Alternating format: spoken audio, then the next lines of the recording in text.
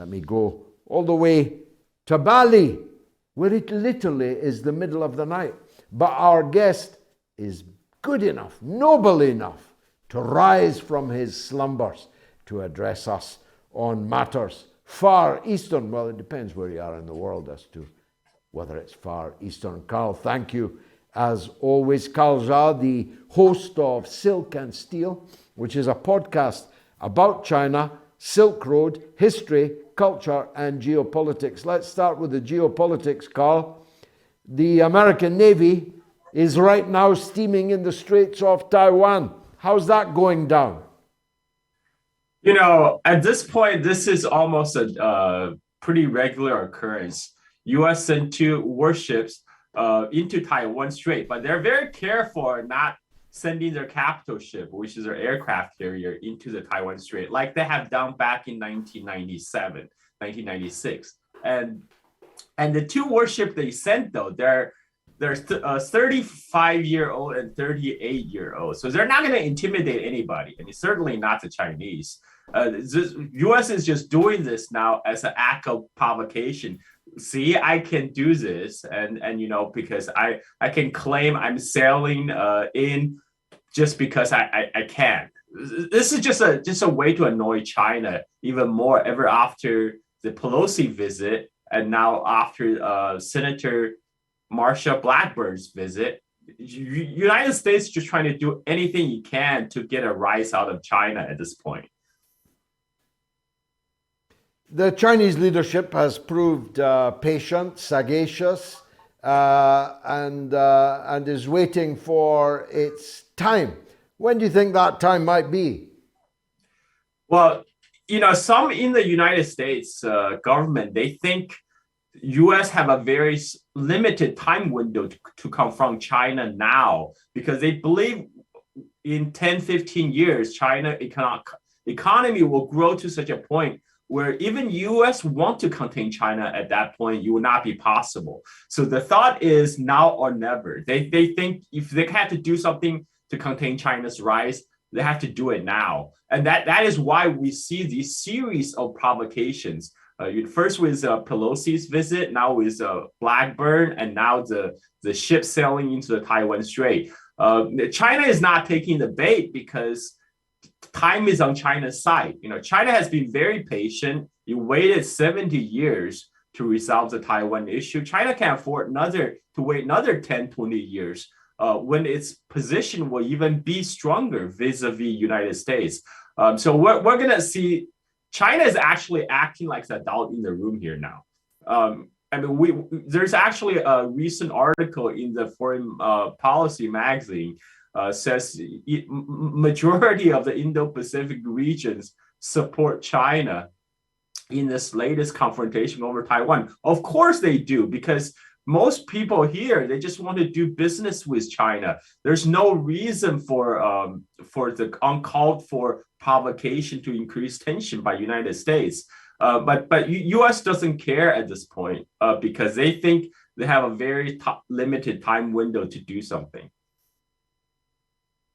Well, look, amongst those keen to do business with China are, of course, our own Western companies. I once had a debate against Steve Bannon, the former Trump guy, who's a fanatic anti-China man.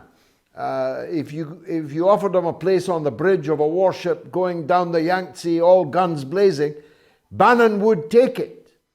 He was talking about how China had stolen everybody's lunch, but I pointed out, actually it was the Western capitalists that stole your lunch. It was them that upsticked and moved their manufacturing and their investments to China. Some of the biggest companies in the world, in the Western world, brand names known to everyone, are heavily involved in the Chinese economy. So how do you account for this dichotomy? That's right, George, because China, for their perspective, it's build it, they will come. And they have built up their infrastructure. They have educated a a well-educated workforce. And this is why the Western multinational has been rushing into China in a gold rush since 1980s.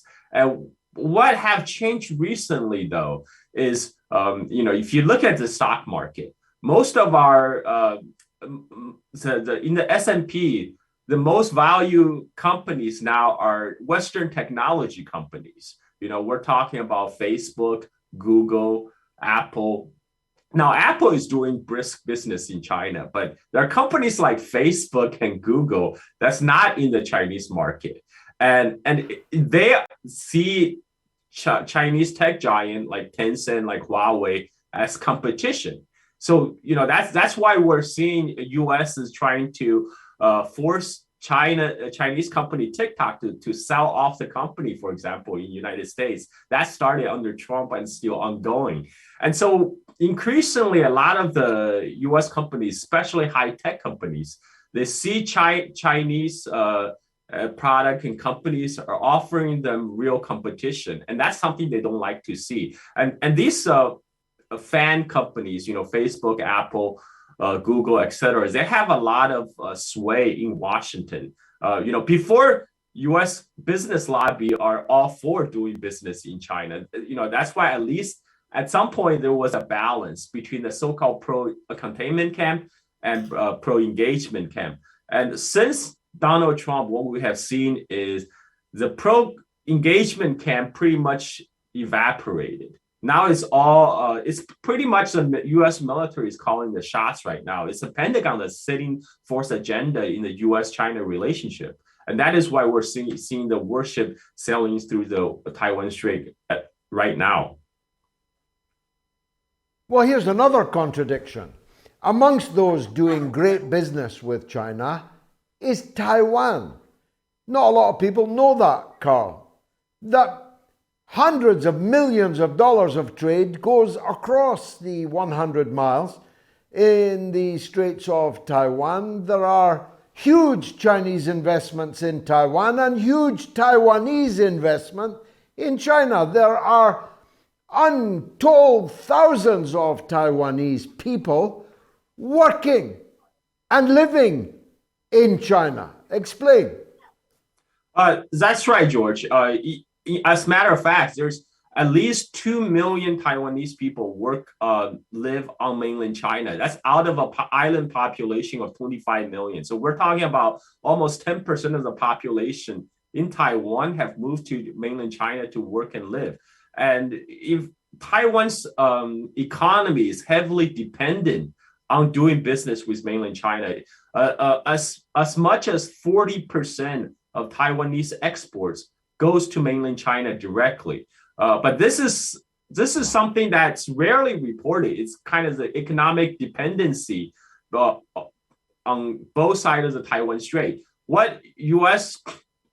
failed to mention, for example, when they talk about sending U.S. Navy into South China Sea to quote unquote protecting the international sea lane, what they're not telling you is over 80% of the trade going through South China Sea is going to or from China. So U.S. Navy essentially is claiming they're protecting the Chinese shipping lane from China, right? And it's utterly ridiculous. And right now, U.S. actually has a law that prohibits the main Taiwan semiconductor company, TSMC, from selling their semiconductor chips to Huawei, right? A main Chinese technology company.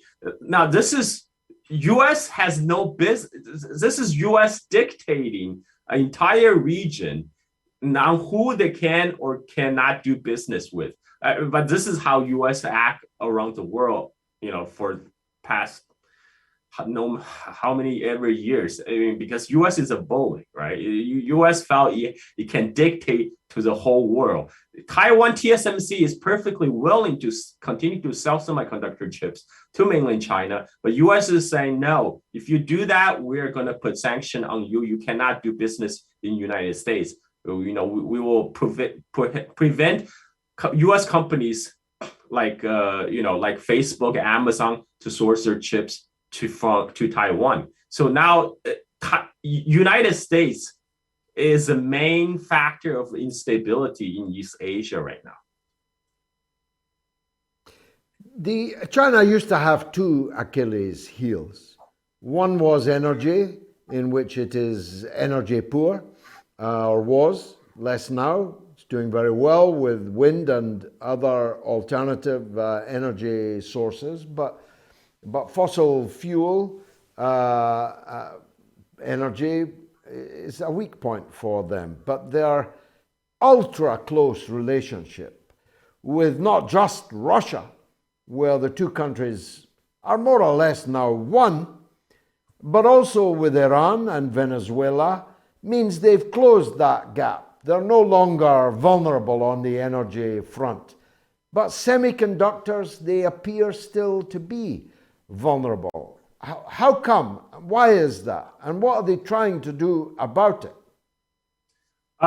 That's correct, George, because for the longest time, ever since the Sino-US rapprochement under Richard Nixon, China had tried to join the US-dominated global world order, and China benefited from that globalization.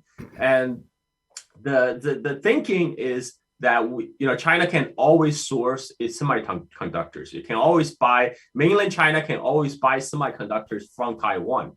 That has been the case until the Trump administration comes to power and said, no, you cannot do that anymore. Because the US has identified semiconductor as one of the few areas where they can potentially still have a chokehold over China. But this is going to be, again, it's going to be temporary because China is now plowing billions of investment into its own semiconductor manufacturing sector.